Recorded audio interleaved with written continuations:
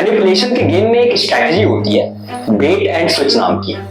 इस स्ट्रैटेजी में एक्चुअली होता क्या है कि जिसे आप टारगेट कर रहे हो उसके पास कुछ ऐसी चीज होगी जो आपको चाहिए और उसके लिए आप उन्हें कुछ ऐसा ऑफर करोगे जो वो चाह के भी नकार ना सके। उनका भरोसा जीतोगे, उन्हें फेवर्स गिफ्ट करोगे और जिस वक्त वो आपके एहसानों के तले दबे होंगे उस वक्त आप अपने रियल गेम की शुरुआत करोगे और एट लास्ट जब वो आपके काम पे बिल्कुल ना रहे वहीं आता है स्विच।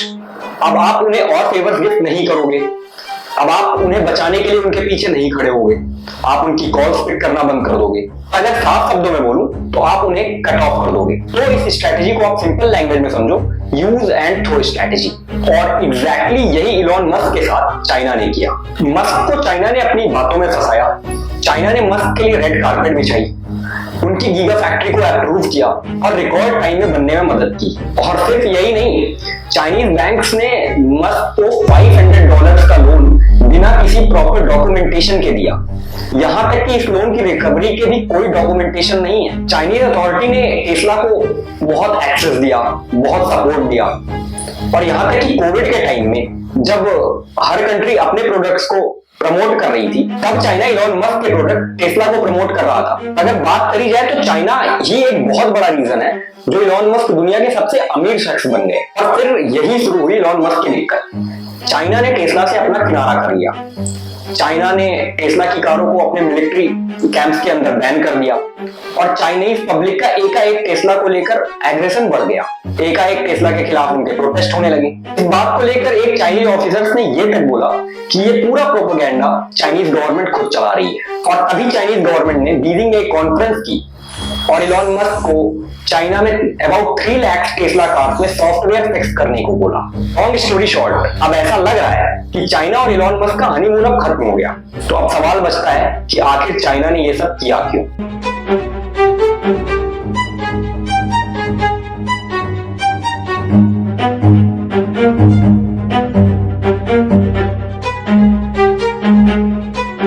चाइना इलेक्ट्रिक व्हीकल्स की दुनिया का सबसे बड़ा मार्केट है और अगर बात सिर्फ 2020 की जाए तो चाइना ने 40 लाख इलेक्ट्रिक व्हीकल्स खरीदे जो कि दुनिया का 40% ऑफ द इलेक्ट्रिक व्हीकल्स का स्टॉक होल्ड करता है। तो ईवी मार्केट का बादशाह जो कि टेस्ला है उसे चाइना में अपना बिजनेस एक्सपेंड करना एक अपॉर्चुनिटी लगी। और उस समय वजह सिर्फ ये नहीं थी कि चाइनीज पब्लिक इलेक्ट्रिक व्हीकल्स को चलाना बहुत पसंद कर रही है, but government of China full support कर रही थी इलेक्ट्रिक व्हीकल को, उसमें सब्सिडीज दी जा रही थी, यहाँ तक कि इलेक्ट्रिक व्हीकल्स को चलाने का प्राइस निग्लिजिबल कर दिया गया था। और इन सारे फैक्टर्स के बाद टेस्ला ने एक चांस देखा चाइना में ग्रो करने का। और टेस्ला का चाइना में आना चाइनीज गवर्नमेंट के लिए बहुत अच्छा था क्योंकि चाइना उस वक्त तक इलेक्ट्रिक व्हीकल्स इतना अच्छा बना नहीं पा रहा था। तो चाइनीज गवर्नमेंट ने ये चांस देखा कि अगर टेस्ला चाइना में आकर अपना रिसर्च एंड डेवलपमेंट करती है तो उनकी लोकल ईवीज कंपनी को एक प्रोटोटाइप मिल जाएगा। और यहाँ पर ध्यान देने वाली बात एक और भी है कि जब चाइना में टेस्ला की फैक्ट्री स्थापित की इलॉन मस्क ने, उससे पहले एक भी कार टेस्ला की चाइना में चलती नहीं थी। कुछ रिपोर्ट्स बताती हैं कि इलॉन मस्क ने ऐसा इसलिए किया कि अगर वो यूएस से चाइना में टेस्ला को इंपोर्ट करते तो गवर्नमेंट उनको कोई सब्सिडी देती नहीं। उसके बाद टेस्ला नॉर्मल ईवी से लगभग दोगुनी हो जाती प्राइस में और इस वजह से टेस्ला वहां पर चल ना पाती। और उसके बाद हुआ कुछ यूं कि टेस्ला अपनी फैक्ट्रीज खोलने के लिए चाइना में जमीन ढूंढने लगी, चाइनीज गवर्नमेंट के टर्म्स एंड कंडीशन के साथ निगोशिएशन करने लगी। टेस्ला की सबसे बड़ी डिमांड ये थी कि चाइना में भी रहते हुए कंपनी 100% स्टेक होल्ड करेगी, चाइनीज गवर्नमेंट को कोई भी स्टेक नहीं मिलेगा। और चाइनीज गवर्नमेंट के लिए यही सबसे बड़ी बात थी, उसे स्टेक जरूर मिलना चाहिए। अभी तक चाइना में एक रूल था, कोई भी फॉरेन कंट्री आकर यदि चाइना की जमीन पर बिजनेस करेगी तो 50% ऑफ द प्रॉफिट वो शेयर करेगी चाइनीज गवर्नमेंट के साथ। दुनिया उस वक्त चौंक गई जब चाइनीज गवर्नमेंट ने इलॉन की ये बात मान ली और उन्हें 100% of the stake right of Tesla in China दे दिया। इसके कुछ ही दिनों बाद शंघाई में गीगा फैक्ट्री ओपन करने की इजाजत चाइनीज गवर्नमेंट ने मस्क को दे दी, जहां पर वो 5 लाख कार प्रोड्यूस करने वाले थे अगले 1 साल में। और यहाँ से इलॉन मस्क को रॉयल ट्रीटमेंट मिलने लगा चाइना में, जैसे कि उनकी गीगा फैक्ट्री को सिर्फ 4 दिन में लोकल एडमिनिस्ट्रेशन ने इनिशियली वर्केबल बना दिया। और यही नहीं, कंपनी के बड़े ऑफिसर्स को चाइनीज गवर्नमेंट ने परमानेंट होम गिफ्ट किया रहने के लिए। और अब तक ये क्लियर हो चुका था कि मस्क और चाइना की ये दोस्ती अब प्यार में बदल चुकी है। टेस्ला कार्स पर गवर्नमेंट ने न्यू कार लोन नहीं लिया। और यही नहीं, टेस्ला एकमात्र फॉरेन ब्रांड है चाइना में जो इतना रॉयल ट्रीटमेंट पा रहा था उस वक्त। दिसंबर 2019 में टेस्ला ने फंडिंग उठाई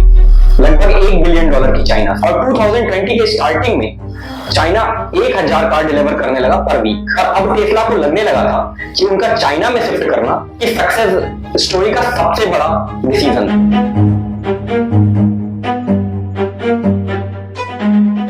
सब कुछ परफेक्ट चल रहा था इलॉन मस्क के लिए। चाइनीज गवर्नमेंट उनकी सबसे बड़ी मार्केटिंग पार्टनर बन गई थी।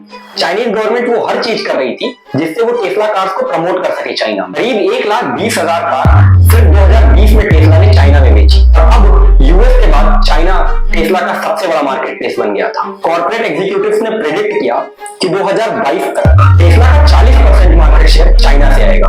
और धीरे धीरे ये बात सच होने लगी। और 2021 की स्टार्टिंग में आया कोविड और यूएस और चाइना की टेंशन बढ़ने लगी। सबको लगा कि चाइना और टेस्ला का हो गया। बट दुनिया फिर एक बार चौंक गई जब इन सब के बावजूद चाइना और इलॉन मस्क का प्यार पनप ही रहा था। चाइनीज गवर्नमेंट ने अभी भी इलॉन मस्क को रॉयल ट्रीटमेंट देना जारी रखा। और यही नहीं, कोविड रूल्स में भी रिलैक्सेशन दिया गया टेस्ला एम्प्लॉइज को। एक स्पेशल बस चलाई गई टेस्ला एम्प्लॉइज के लिए। को एक लग्जरी क्वारंटाइन कैंप प्रोवाइड किया गया। और अब मई 2021 तक वो 3000 कार पर वीक प्रोड्यूस करने लगे।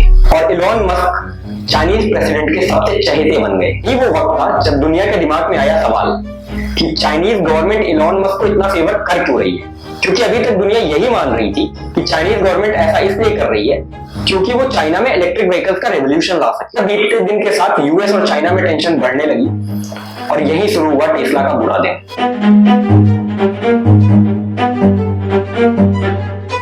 और एकाएक टेस्ला अब चाइना के लिए इतना यूजफुल नहीं रहा।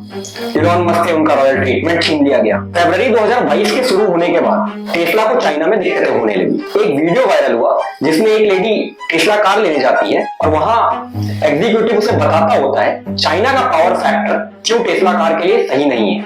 और इन सब के बाद बहुत जल्द टेस्ला ने एक अपॉलजी लेटर इशू किया। एकाएक कंपनी के टॉप ऑफिशियल्स को कोर्ट बुलाया जाने लगा। डिस्कस करने के लिए आपको कोर्ट बुला रहे हैं। और इसके बाद टेस्ला झुक गया चाइनीज गवर्नमेंट के सामने। उसने दुहाइयां दी कि वो कैसे चाइनीज गवर्नमेंट की सारी गाइडलाइन मानता हुआ आ रहा है। और उसी महीने में कुछ दिनों बाद टेस्ला ने अपने पीआर डिपार्टमेंट का बजट दोगुना कर दिया।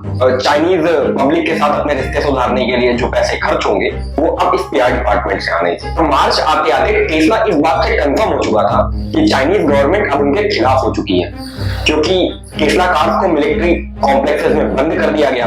और रीजन दिया गया कि चाइनीज गवर्नमेंट को शक है कि टेस्ला का camera data Tesla US government को भेज रही है। इसके कुछ दिनों बाद ही अप्रैल में इलॉन मस्क को झुकना पड़ा। और एक बार इलॉन मस्क मीडिया के सामने आकर ये बोलते हैं कि ऐसा कुछ नहीं है, टेस्ला का कैमरा डेटा चाइना में ही स्टोर किया जा रहा है। अब आए दिनों चाइनीज कस्टमर टेस्ला को लेकर अपना गुस्सा सोशल मीडिया पर व्यक्त करने लगे। बात इतनी बढ़ चुकी कि टेस्ला ऑफिशियल्स ने चाइनीज गवर्नमेंट को बोला कि आप अपनी सेंसर पावर का यूज करके इन वीडियोस को सोशल मीडिया से हटाइए। लेकिन ऐसा कुछ हुआ नहीं, बल्कि ये वायरल वीडियोस और बढ़ गए। और अब ये बात इलॉन मस्क को समझ में आ चुकी थी कि ये वीडियोस वायरल करना और टेस्ला के खिलाफ प्रोपेगेंडा चलाना एक्चुअली चाइनीज गवर्नमेंट ही कर रही है। और इन सब का रिजल्ट अगले कुछ हफ्तों में आ गया। टेस्ला की सेल्स 50% से ज्यादा गिर गई। गवर्नमेंट ने एक ऑर्डर दिया टेस्ला को कि चाइनीज टेस्ला का कैमरा डाटा अब गवर्नमेंट कंट्रोल करेगी। इशारा साफ था, ये वॉर टेस्ला के ऊपर था। और जून में चाइना ने अपना लास्ट वॉर किया टेस्ला पर। चाइना ने ऑर्डर दिया कि चाइनीज जमीन पर जितनी भी टेस्ला की कारें बेची गई है उनमें सॉफ्टवेयर फ्री अपग्रेड किया जाए। और ये लगभग द एंड था टेस्ला का चाइना में। इशारा साफ था कि चाइनीज गवर्नमेंट ने टेस्ला को अपने फायदे के लिए यूज किया। और एक बार जब उन्हें प्रोटोटाइप मिल गया तो टेस्ला उनके किसी काम की नहीं थी। और इसलिए उन्होंने टेस्ला को परेशान करना शुरू कर दिया। कुछ पॉलिटिकल जानकारों की माने तो चाइना ने गेस्चर दिखाया था फॉरेन कंपनीज को अपने यहाँ लैंड कराकर। बट कोविड में यूएस और चाइना के बीच में टेंशन बढ़ती गई और इसका फल हुआ जो कि टेस्ला को भुगतना पड़ा। तो ये था चाइना और मस्क का लव स्टोरी से लेकर ब्रेकअप स्टोरी तक का सफर।